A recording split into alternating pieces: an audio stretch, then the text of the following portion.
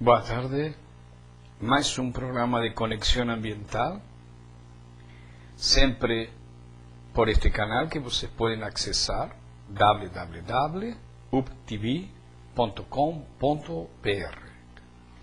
Hoje temos aqui uma jovem, que é muito jovem, adolescente, começou seu ativismo nas questões ambientais. Ela é Camila Melo, técnica ambiental, cursando graduação em geografia, tem estudos em especialização em educação para a sustentabilidade e é coordenadora de projetos no Instituto Refloresta. Boa tarde, Camila. Boa tarde. Eu te conheço, mas as pessoas não te conhecem, e é um gosto que você esteja aqui, especialmente por a representação dos jovens. Porque aqui entrevistamos poucos jovens, a maioria são alguns que já passaram de jovens e uns já passaram inclusive da meia idade, mas não importa, todos somos úteis para este trabalho que estamos fazendo.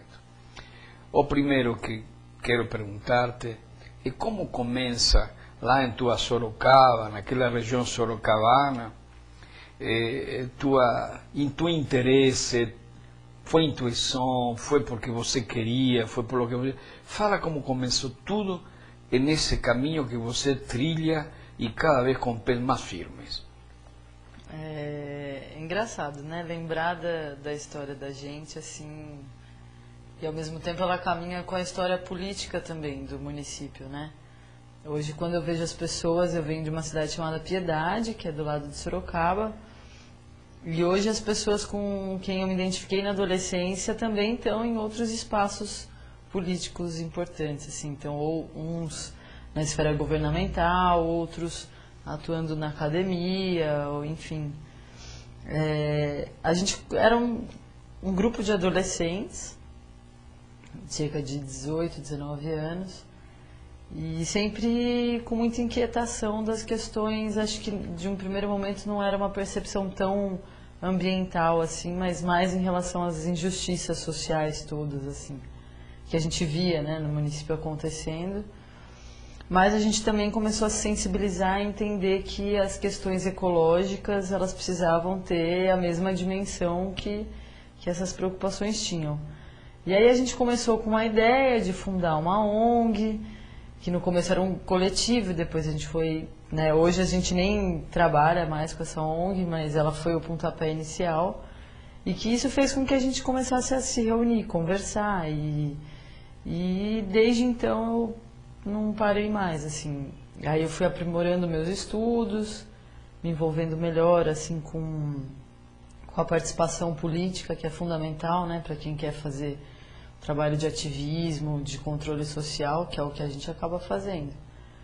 E aí, desde então eu passei para esse coletivo dessa ONG, fazendo trabalhos voluntários desde o zoológico da minha cidade, em Sorocaba, até aí quando eu conheci vocês, da Aruanda, que foi que abriu a possibilidade de entrar para um programa, né, que na época estava em curso de mobilização de jovens para uma conferência infanto-juvenil.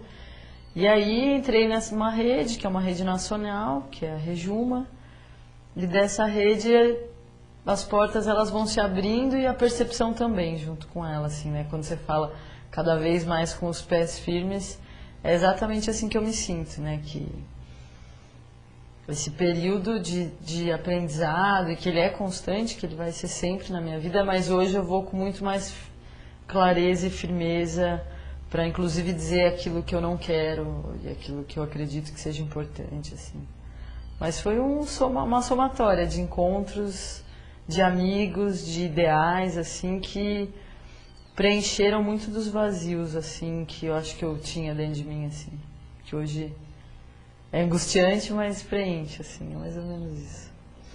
Muito bem. Há uma coisa interessante que você falou agora ultimamente, que é a questão da angústia, né?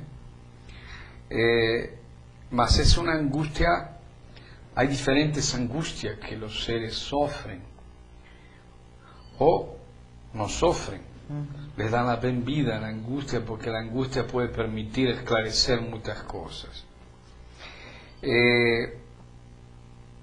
Todos los que tenemos un poco más de años sabemos y vivimos esas angustias en algún momento, y ese momento nos fue llevando a amadurecer y a entender mejor las cosas. Esa angustia se ha sentido y se siente hoy en esa juventud, que ella está buscando su identidad y no ser una coisa de la sociedad, sino ser un protagonista do que será o futuro. Protagonista de si mesmo y protagonista del futuro coletivo. Essa é a melhor angústia. Eu acho que você passou por isso. Então agora te vou perguntar, vindo a esta nova fase que se abre para os jovens, especialmente, que você falou várias vezes em tu apresentação sobre essa visão de controle social, esse direito, porque o controle social é um direito, como esse da participação, que hoje a juventude está vendo já não mais como algo longe, sino como um fato. Como se colocam hoje os jovens perante isto que você falou e que eu estou colocando? Eu acho que trazendo um pouco até com essa questão da angústia, né, o porquê dessa angústia, assim, eu sinto que os movimentos de juventude hoje, nas suas diferentes formas e realidades, eles transmitem essas diferentes angústias, né? Então, eu acredito que hoje a gente precisa olhar para essas realidades. A gente tem um monte de movimentos aí, né? Occupy, 15M, Primavera Árabe, aqui no Brasil Chile, mesmo, nos estudantis, no Chile, no Brasil mesmo, assim, né? Uma juventude que está olhando para outros processos de uma forma mais crítica, e que isso acaba trazendo, assim, o que eu tenho falado muito para muita gente, conversado e repensado com colegas, companheiros, assim, é que a gente indica algo que é um direito que tem que ser garantido, que é um direito ao futuro. Minimamente isso, assim. E esse direito ao futuro, ele não pode ser garantido no futuro. Para a gente construir isso, a gente precisa ter espaço de participação desde já, né? A gente, dentro dessa articulação da juventude na Cúpula dos Povos, agora na Rio+20, a gente tem colocado como nosso chamado um direito ao futuro com o papel da juventude hoje, assim. Qual que é o nosso papel enquanto assumir responsabilidade, né? De governança mesmo, de cuidado com a comunidade da vida, enfim, com toda a sociedade nas próximas gerações, mas que elas constroem a partir de hoje. E eu vejo uma juventude, e me coloco nela, que percebe os avanços históricos da democracia, principalmente brasileira, ou mesmo mundial. A gente tem, claro, que grandes avanços por outros militantes e outras pessoas que já militaram muito, fizeram grandes diferenças, mas a gente vive essa crise de identidade muito forte. Por quê? Porque o sistema representativo em que a gente vive hoje, ele não dá conta, né, do que a realidade busca, assim. Então, não é à toa que esses movimentos todos estão gritando por uma democracia participativa, uma democracia direta, que essa que a gente está hoje não dá conta. Então, eu acho que no meio disso tudo, essa busca de identidade, assim, para o jovem, de se entender que é diferente de épocas atrás, que a gente tinha um inimigo claro em comum, né, de quem era, né, se a gente for pensar em épocas antigas, assim, hoje a gente tem um mundo globalizado, as corporações, elas não respeitam mais, né, as divisões dos Estados-nações. Isso fica muito difícil, assim, porque uma hora você está cutucando o governo, mas quem está por trás do governo é uma grande corporação, e aí você cai, né, num jogo que você fica meio sem saída, assim. E eu acho que é nesse sentido que se mistura um pouco essa questão da nossa identidade, da busca de qual é o meu papel hoje, assim? Diante de toda essa diversidade e singularidade de movimentos que existem, qual é o nosso papel, assim? E aí eu não deixo de pensar que o nosso papel é chamar a responsabilidade que a gente tem para si, não só reivindicar direitos, mas assumir responsabilidades, assim, porque uma grande parcela, e aí é triste isso, dos jovens que eu vejo hoje, essa angústia é tão forte que se perdem outras, né, a sedução do consumismo, questão mesmo do uso de drogas, que hoje cada vez mais, né, e aí eu não estou nem falando de drogas ilícitas, estou falando do próprio álcool, que é uma geração que sofre bastante com isso, e aí você vai vendo os reflexos disso tudo, dessa geração que está, por um lado, doente, vazia, né, assim, mas também uma parte dessa geração em ascensão, de reivindicar por novos paradigmas, assim, eu vejo. Muito bem. Eu acho, entendo, que essa identidade também na busca de valores. E entre esses valores está, e aparece, já falando sobre a questão ambiental e tudo isso, que o meio ambiente, o ambiente é muitíssimo maior a lo que até hoje se colocava naquelas caixinhas. Hoje já isso está superado. Lo estamos superando no Brasil hoje, mas no mundo se superou já faz 10 anos, por lo menos, e vemos isso nesses movimentos que você mesmo colocou. Nunca se podia imaginar que en lo CUPI, que en el 15M, que en los movimientos de los estudiantes de Chile, que en la primavera árabe, las organizaciones y los no gubernamentales ambientalistas pegasen en esas banderas y que en algunos casos fueron los promotores de esas banderas.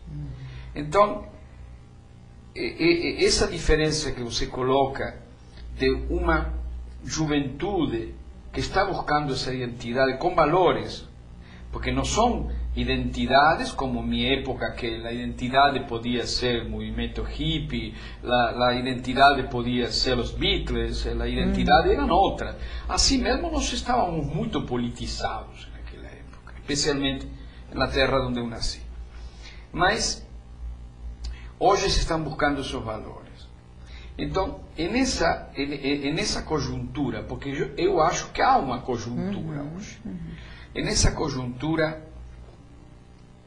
por lo que eu percebo, eu não gostaria que o espectador saiba, já você não está discutindo só o ambientalismo. É assim? É assim. Bom, por favor, explica. É assim. Nesse contexto, né, da Rio+20, da Cúpula dos Povos, a gente tem brincado muito que a gente quer aproveitar a oportunidade e ser oportunista, né? Esse grande evento, ele traz um olhar e as pessoas, elas se obrigam a se juntar, né? Por mais que não quisessem. E nesse processo a gente conseguiu estabelecer um canal de diálogo de diferentes movimentos de juventude. E aí é muito legal quando você coloca esses diferentes olhares em contato, assim, né? Quando essa busca por identidade, hoje eu vejo que a nossa realidade não permite uma única identidade. A gente fala tanto da natureza, de aprender com os princípios da natureza, é biodiverso, né? É uma articulação que tem... Então a gente, por exemplo, dentro da perspectiva desse enlace de juventudes, que a gente tem se colocado assim, é que o nosso chamado, a gente está brincando um pouco com a provocação que a ONU traz, né, na Rio+20, que é a economia verde, né, no contexto da erradicação da pobreza, por uma nova governança, enfim. A gente, e engraçado que muita gente pensando, né, identificando a gente como grupo ambientalista, se surpreende quando a gente se apresenta, assim, né, que esse enlace de organizações e movimentos estão colocando, e vão colocar isso fortemente na Cúpula dos Povos, que a gente entende que essa proposta de economia verde, ela nada mais é do que uma nova configuração desse sistema que precisa se reorganizar, que está num processo dentre 1000 crises que existem hoje, né? Uma crise que ela vai além da crise do sistema capitalista, mas Então, o que a gente não acredita. Então, somos contra a economia verde no contexto da guerra aos pobres, porque a gente sabe sim que a juventude perseguida hoje no mundo, em diferentes contextos, são os jovens que estão em classes, né, em situações desfavorecidas, no contexto da erradicação da extrema riqueza. Que não dá para se falar de erradicação de pobreza sem falar de erradicação de extrema riqueza.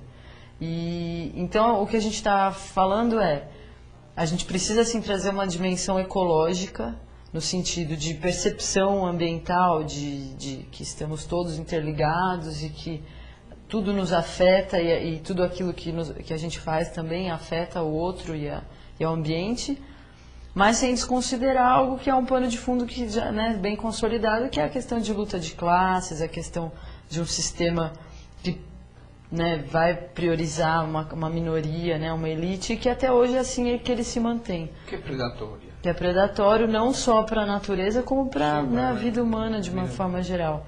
Então, ao contrário do que muita gente pensa, a gente está assim brigando e lutando por direito aos bens comuns, né, o direito à vida, o direito à biodiversidade, o direito, né, à água, o direito à ecologia nos seus mais diversos níveis. Mas também pedindo justiça social, pedindo, né, equidade de gênero, e, enfim, uma sociedade antimachista, né, anti-homofóbica, e aí a gente vai entrar em todas as bandeiras, educação pública de qualidade. Então, esses movimentos trazem suas bandeiras, aquilo que, né, então a gente está junto com o movimento de mulheres, movimento campesino, movimento de trabalhadores, e aí como que esses olhares todos se somam para o que a gente entende como uma luta que a gente tem falado, que a gente se encontrou numa convergência ambientalista e anticapitalista, assim.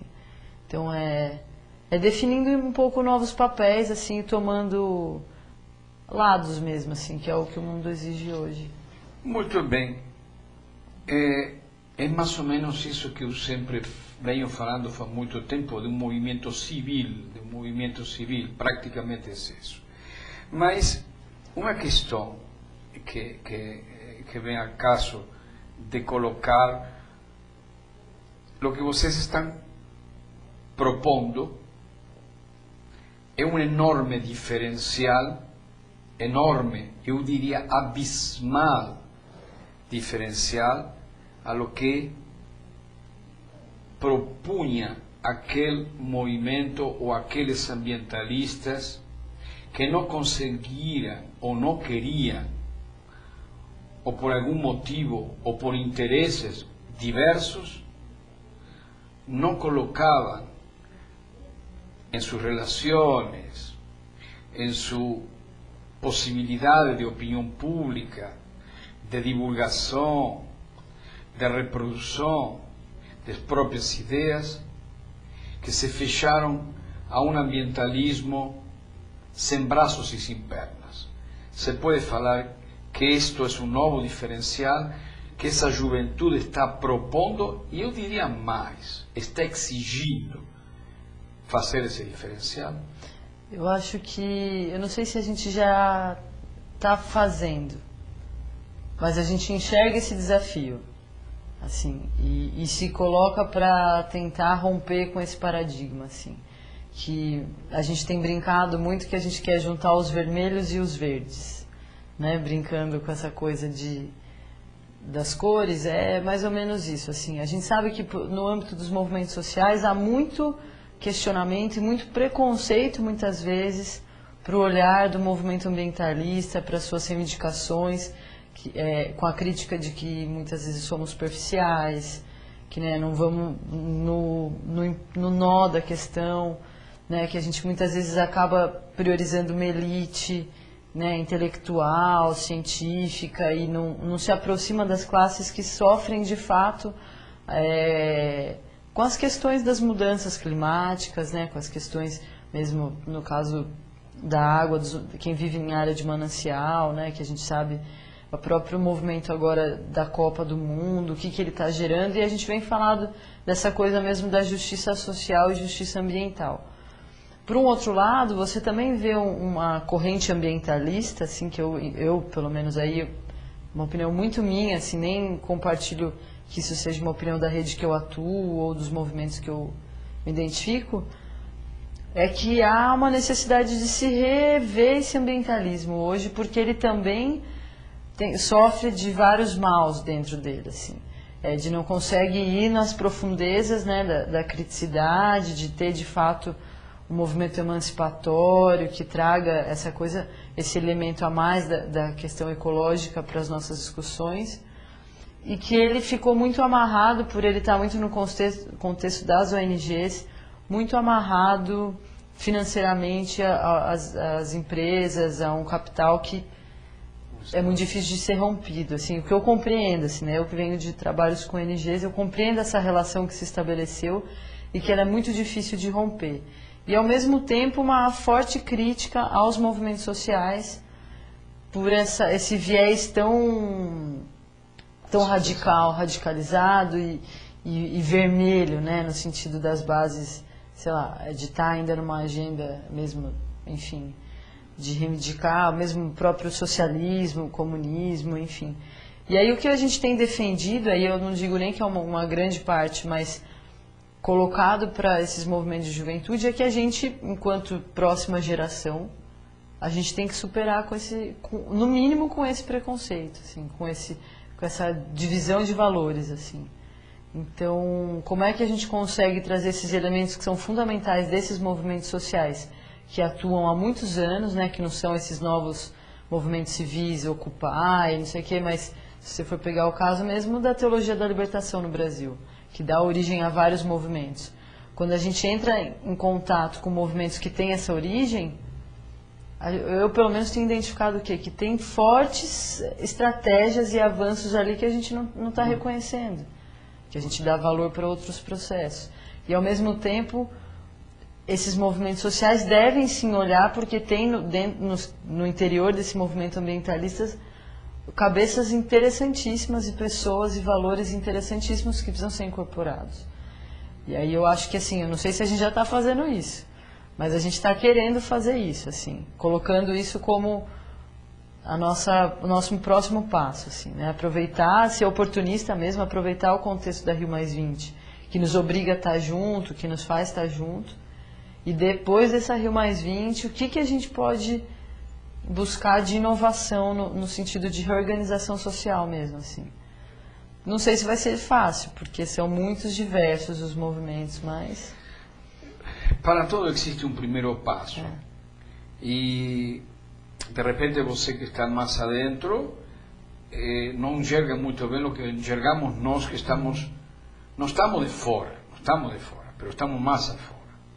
Não, nós achamos, eu pessoalmente, mas tenho a opinião de colegas, mas eu pessoalmente, toda a minha vida, eu comecei a militar socialmente aos 15 anos, então eu confiava muito em que a juventude podia ser transformadora, e tenho as evidências das experiências de sucesso que nós conseguimos transformar muitas coisas. Então eu posso dizer de que aquele primeiro passo que você está falando, está colocando você todo como tentativa, e eu já lo coloco como fato. Lo coloco como fato por minha experiência pessoal. Ou seja, o que naquela época surgia como uma ideia de participação social, com uma ideia onde nós tínhamos que juntar-se, algo assim, inclusive já surgia naquela época a teologia da libertação. Eu li a Câmara, eu já estava por dentro de todo esse grande movimento, não obstante eu não ser católico, não tem absolutamente nada. E você sabe, em uma reunião que falou o Frei Frei Rodrigo, que ele falou em público que os evolucionistas e os criacionistas estávamos convergendo hacia o mesmo lugar. Então, isto é um grande avanço que teve a sociedade. A sociedade civil teve um grande avanço. Já não existem mais aquelas divisões, aquelas coisas. Por isso que você diz, há uma diversidade que é natural, temos que aplicar nossa diversidade dentro do que fazemos. Mas voltando àquele assunto, somos muitos os que estamos confiando nesse movimento que você, os jovens, estão empreendendo. E não necessitam copiar o CUPEI, não necessitam copiar o M15, porque são características históricas diferentes. Nós temos neste Brasil continental, temos a maior biodiversidade, não só natural, sino como humana. E então nós temos que ser fiéis a isso e não necessitamos copiar. Estamos para fazer de nosso modo, de nossa forma. Minha pergunta é, sobre essa questão que você falava, acabou a cúpula dos povos, a Rio +20, que eles já fecharam o acordo, ou seja, eles vão fazer as formalidades, nada mais. E o mais interessante é que a cúpula dos povos, da sociedade civil, não há nenhuma proposta para fechar o assunto. Ou seja, o poder econômico e os interesses globais já fecharam. Mas a sociedade civil não fechamos. Isso que deixamos aberto é o que nos tem que mobilizar, e vocês são os que mais se têm que mobilizar, para seguir esse caminho após a cúpula dos povos. A pergunta é que você está dentro de todo esse movimento. Existem essas iniciativas, essas perspectivas, esses interesses de começar depois da cúpula, começar a uma articulação local, estadual, nacional, para um grande debate. Existe isso? Está na pauta isso? Está totalmente na pauta. Assim. A Cúpula dos Povos ela é organizada já exatamente com esse papel. Assim, né? Os movimentos, quando começaram a olhar para o contexto da Rio +20, percebeu o que estava em jogo, olhou-se também para a sua história e falou, é um momento de reorganização social. Então, como é que a gente organiza um espaço de diálogo durante a Rio +20 que não seja a mesma coisa que o Fórum Social Temático, ou seja, que seja um espaço que a gente construa, sim, pautas de convergência, né, agendas de luta em comum, que a gente apresente as soluções identificadas e já construídas por muitos movimentos, que a gente denuncie as falsas soluções que estão sendo apresentadas como estratégias aí, né, de salvar, né, essa crise toda que a gente está.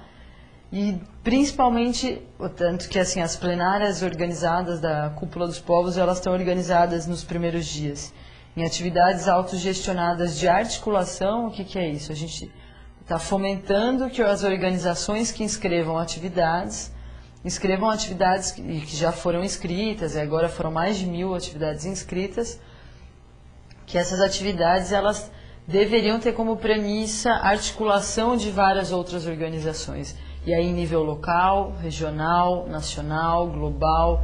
E aí quando a gente vai e olha a programação que está para sair, não sei se até saiu hoje, a gente percebe isso, que tem diferentes níveis de articulação em processo, pelas atividades inscritas.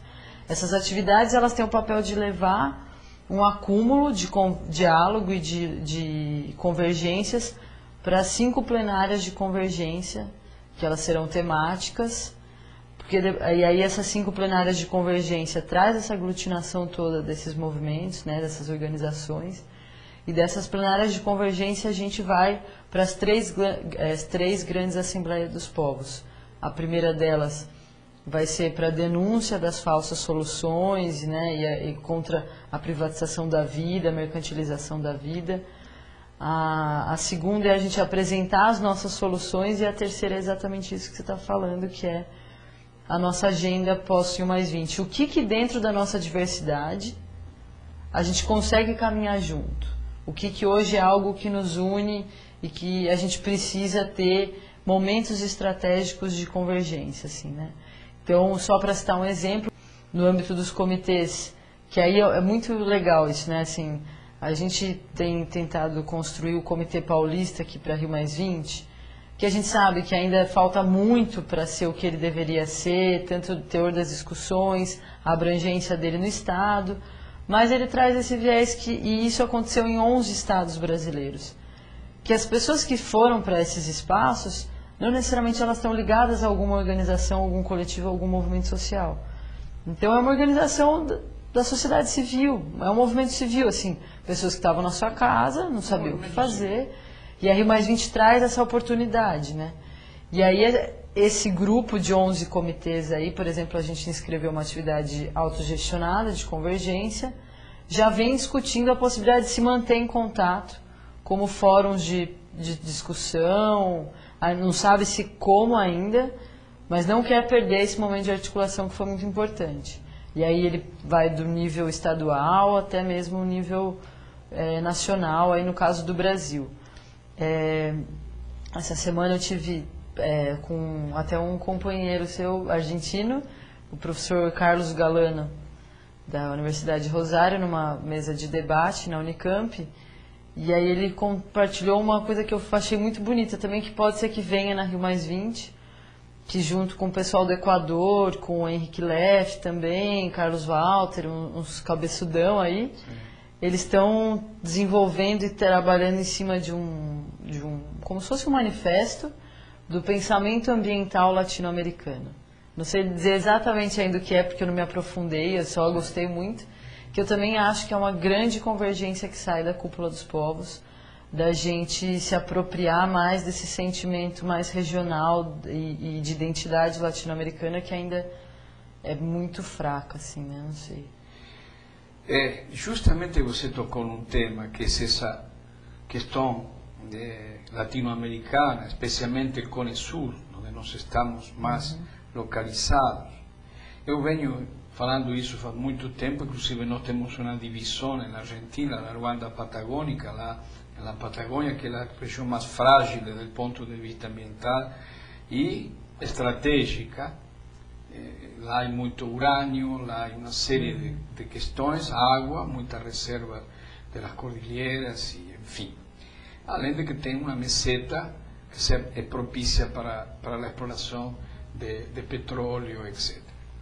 É assim, você vê que a América Latina ela convergiu em muitas questões políticas entre os países e econômicas, especialmente, mas a sociedade civil está ainda um pouco atrás disso. E agora surge essa possibilidade que a cúpula está abrindo. Há um movimento latino-americano muito forte que se chama Não à la Mina, Não à Mineração, que eles realmente han conseguido uma mobilização gigantesca nas áreas, especialmente aquelas que têm uma produção de minério selvagem. Pode colocar mais. Há uma proposta de lei na Argentina para que se autorize a utilização de cianureto na mineração. Aí já estamos no extremo das coisas. Então, eu tenho essa confiança por os relacionamentos que tenho na América Latina e tudo isso. Eu tenho essa confiança e a convergência essa vai justamente não para um movimento latino-americano ambientalista. É o que você está colocando. Não, isso já está superado. Eu acho que isso já está superado. Isso já é a pré-história de tudo isso. Se coloca a soberania alimentária, por exemplo, que é fundamental para nossos países que estão utilizando nossa terra para a exportação de agrobusiness, e junto com isso vai a energia, e vai a água, e vai tudo isso, e nós ficamos sempre no atraso da tecnologia, de uma indústria competitiva, de uma mão de obra mais especializada e mais competente, porque é necessário uma educação mais competente para chegar a isso. Então, isto, para mim, neste século, neste primeiro milênio, é o mais importante que aconteceu na sociedade civil. Agora vou a isto, a esta pergunta. que há muitos que não têm coragem de fazê-la e menos de responder-la. Não vai ficar uma parte desse movimento e de algumas organizações, de alguns movimentos e de algumas organizações não governamentais de meio ambiente, fora desse grupo, desse movimento gigantesco que se está aparecendo, ninguém vai ficar de fora. Vai, certamente, já está. Eu acho que a gente tem feito um esforço muito grande até a Rio+20 para não haver um racha, né? Não haver uma separação e demarcação mesmo de quem somos, para onde vamos, o porquê somos assim. Porque entende-se que é um momento muito crítico, que agora o momento é de união mesmo, que é mais ou menos assim, com quem a gente tem que brigar não é entre a gente agora, a gente tem muito claro com quem que a gente tem que ir lá, que é lá na ONU, que é no processo com os governos, enfim, com as grandes corporações.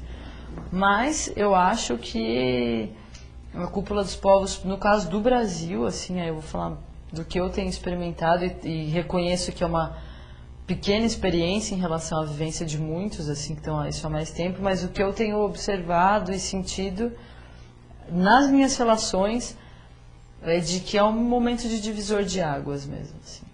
Eu vejo uma boa parte que se identifica com o ambientalismo, e quando eu falo essa coisa do ambientalismo mais latino-americano, é trazendo essa forte tendência dos movimentos sociais que estão aqui. E quando a gente busca caminhar, então, num ambientalismo, sei lá, vamos dizer assim, mais de esquerda, eu acho que uma galera não se identifica e continua dialogando com outros setores e de uma outra forma. E que aí é o que a gente tem conversado, assim, vai muito das escolhas. Né? Eu não acredito muito nessa neutralidade, assim, né? Em você ficar em cima do muro, assim. Nunca existe. Então, não existe a neutralidade. E em um momento as coisas se definem.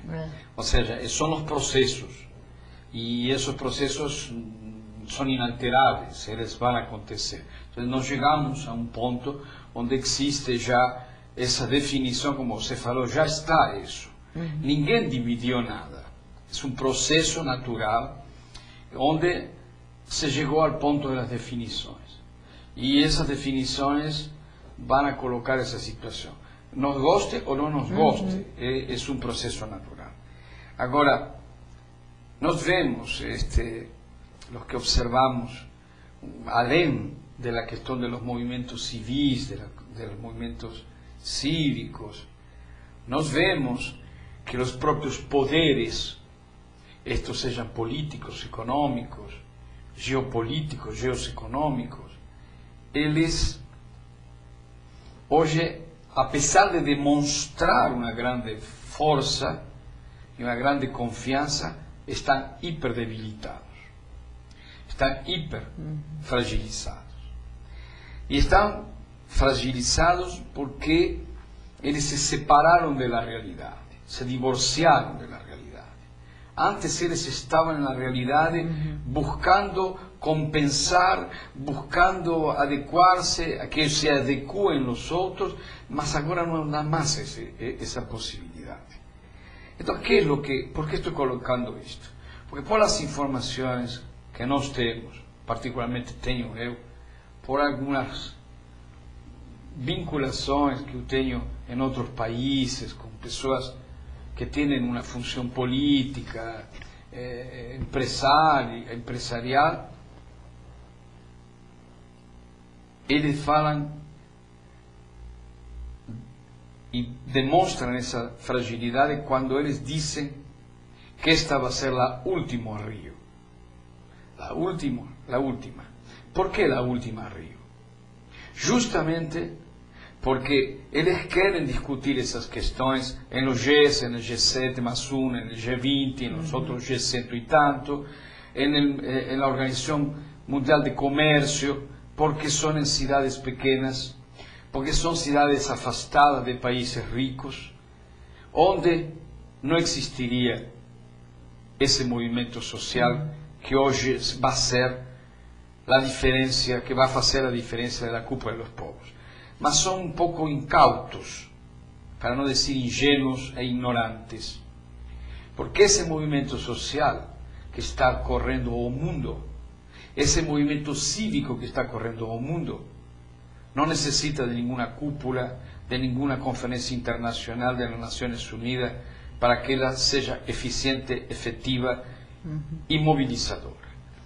Qual é? E coloquei tudo isso para perguntar-te, como jovem que está dentro desses movimentos, como é esse movimento perante essa possibilidade como última alternativa desses poderes, porque seriam as últimas alternativas para frustrar os movimentos. Se vão a frustrar? Com certeza. Eles se vão a frustrar. Acho que, pelo que eu entendi, assim, ninguém está esperançoso com a R+20. Até porque a gente vem acompanhando algumas pessoas que fazem parte da Cúpula dos Povos, vem acompanhando o processo, né, em negociação com a ONU há mais de um ano. E se há mais de um ano o negócio está travado e com 1000 dificuldades, não vão ser em 3 dias que a gente espera, né, fazer alguma coisa. O que a gente tem falado muito é que mesmo sabendo, né, de que a R+20 ela tem tudo para ser um fracasso, a gente precisa fazer, né, o nosso papel, assim, que é de denunciar e de trazer à tona para a sociedade o que está sendo colocado lá, assim. Por um outro lado, que é um pouco diferente da manifestação desses movimentos civis todos, e aí eu falo muito, eu admiro muito esses movimentos, mas eles chegam num limite que aí eu não consigo, que é como que a gente nega o poder de algo que está instituído. Ainda assim, a gente ainda precisa incidir nesses espaços de poder. Então, a ONU ainda é ela que toma a decisão.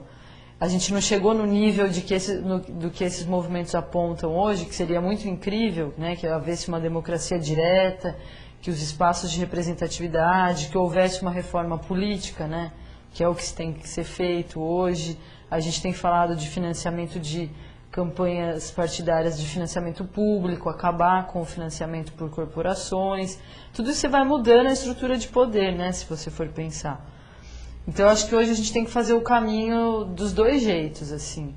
Não há como negar a ineficiência desses organismos, desses espaços de poder, mas também não há como negar que são ali, que é nesse espaço que é tomada a decisão. Então, a gente tem que saber quando nos cabe, onde e como, assim.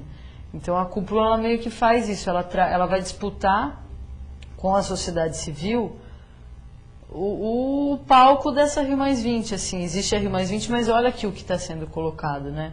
A participação e tudo que a gente está... E esperando que a gente vá... Porque muitas das coisas que já estão sendo apontadas certamente vão passar. E já sabendo como vai ser um grande fracasso aí, mas também, ao mesmo tempo, um estímulo muito grande para continuidade de articulações. Você deu o exemplo da mineração.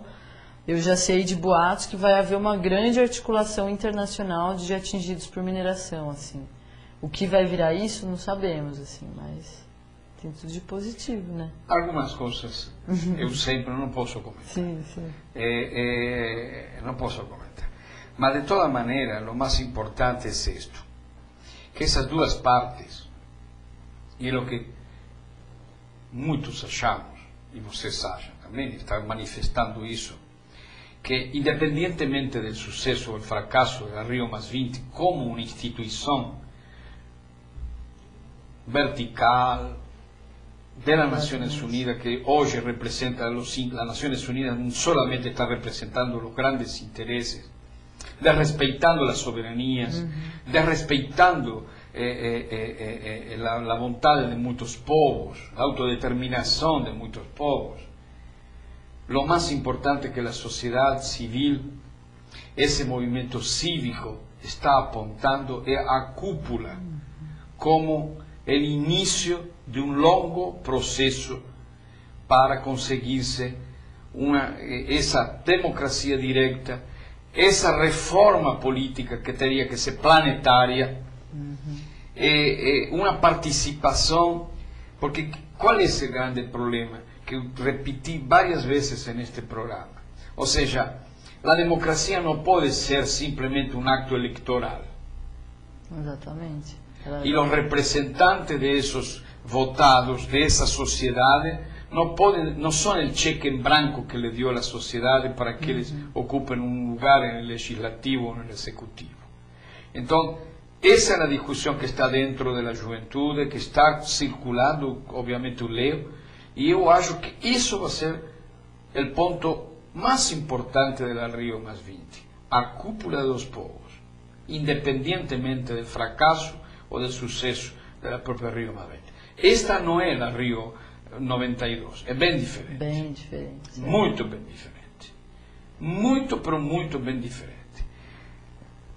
Nosso programa está indo para o final, mas eu queria perguntar-te algumas questões que você ha circulado e circula na educação ambiental. Existe também um questionamento, a pergunta é, está existindo um questionamento sobre aquelas metodologias e aquelas formas lineares e há novas propostas para a educação ambiental?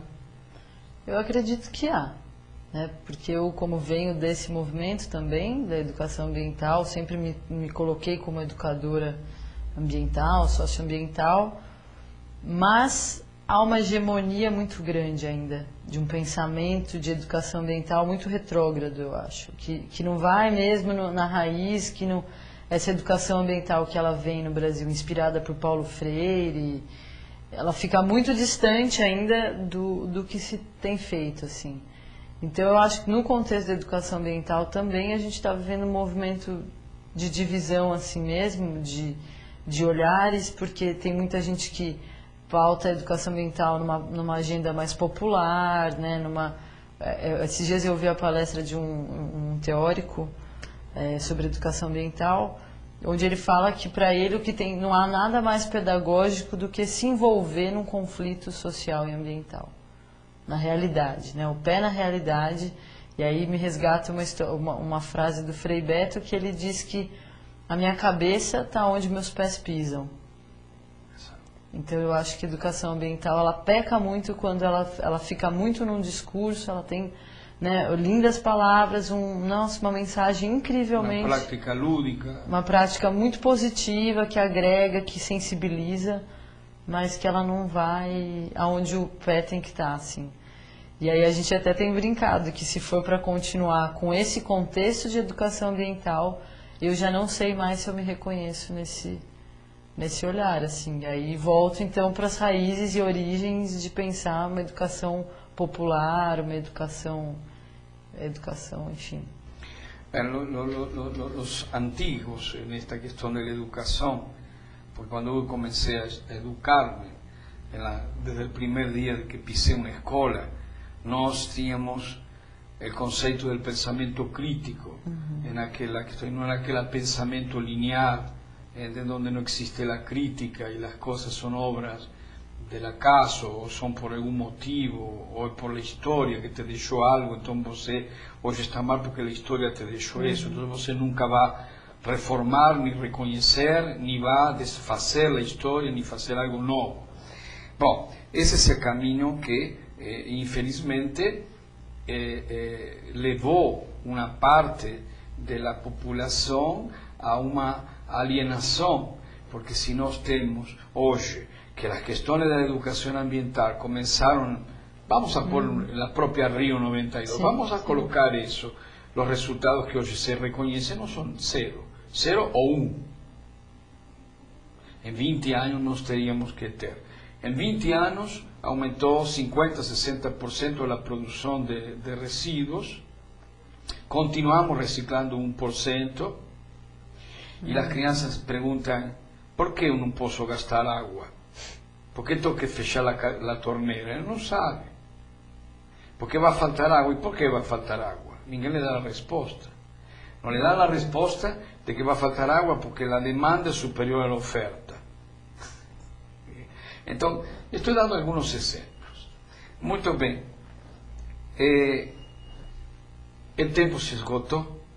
Gostaríamos continuar falando com esses representantes da juventude e vamos a chamar muitos jovens para isso. Essa é tua câmara, uma mensagem para a juventude que nos está assistindo ou de los adultos que podem transmitir isso à juventude. Bom, eu queria chamar a participação e a responsabilidade, assim. Falo muito nos lugares onde eu estou de compromisso, assim. É um compromisso que a gente tem que fazer desde hoje para a garantia de um futuro mais justo, no mínimo, assim, mais saudável. Então, o chamado é para participação aí nesse contexto da Cúpula dos Povos, estando ou não no Rio de Janeiro, mas buscar informação, participar. A gente tem um chamado global de mobilização para o dia 5 de junho, dia 20 de junho. Então, se manifestem, acho que a rua também está aí de novo para mostrar para a gente que é um espaço de reivindicação e de direito, assim. Nossa, o desafio é gigante, assim. E aí, eu acho que quando a gente soma, né, as vontades, a coisa fica menos pesada para alguns e mais fácil e mais gostoso e prazeroso para muitos, assim. Há algum site onde a juventude pode acessar para poder conhecer isso? Acho que o site da Cúpula dos Povos é, né, www.cupuladopovos.org.br. Aí lá tem informação dessa diferenciação do que é a Rio+20, do que é, enfim, a própria cúpula. E também tem o site da rede que eu faço parte, que é uma rede de juventude e meio ambiente, que é a Rejuma, que é www.rejuma.org. Muito bem, Camila. Muito obrigado por tua participação. Mais outra sexta-feira em Conexão Ambiental para trazer conteúdos com uma liberdade amplíssima e democrática de opinião, de expressão, de conhecimento e de experiências. Esperamos a vocês novamente e a los amigos que vocês queiram convidar na próxima sexta-feira, 16 horas, neste mesmo canal. Vocês, para acessar, www.uptv.com.br, atemporalmente, nossos programas estão à vossa disposição. Muito obrigado a todos vocês, um bom fim de semana e até próxima sexta-feira por Conexão Ambiental.